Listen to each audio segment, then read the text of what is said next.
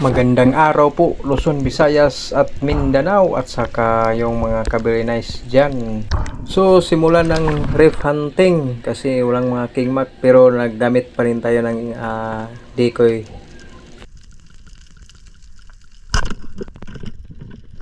Isang red snapper po yun at ayun sapul.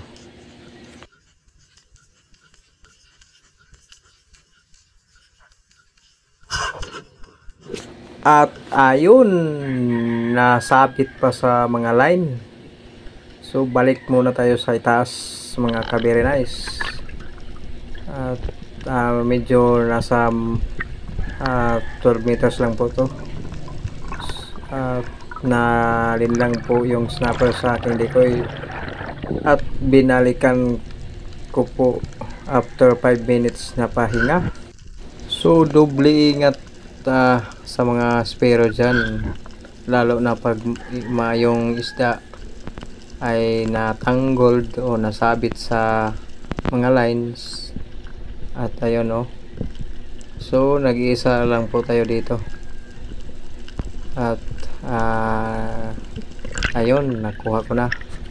Dagdag kaalaman po pag last quarter o paparating ng new moon, so yung mga snappers magsilabasan po sila. Mostly makakuha po ako ng red snapper nasa last quarter o paparating ng new moon. At nasa 2.7 kilograms lang po to mga kabirinays. Pirang linaw na po.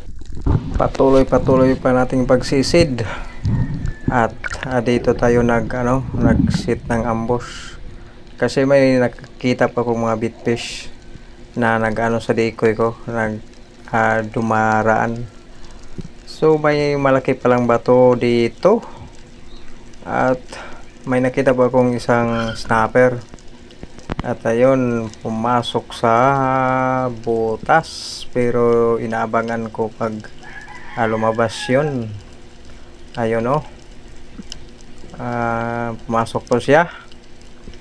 Pero ayan na po, lumabas ng ang snapper. At ayun sa pool, medyo nasa 15 meters tong bato na to. So padjak tayo pataas. So again sa mga aspero dyan, mga free diver, ingat palagi sa pagsisid. Huwag kalimutan, don't push your limit. Yan po ang ating itanim sa ating utak. Pag malalim na yung isda, huwag na habulin. At ito na po, hinila ko na. So nasa 1.2 kilograms tong snapper na to mga kabirinays. First class po.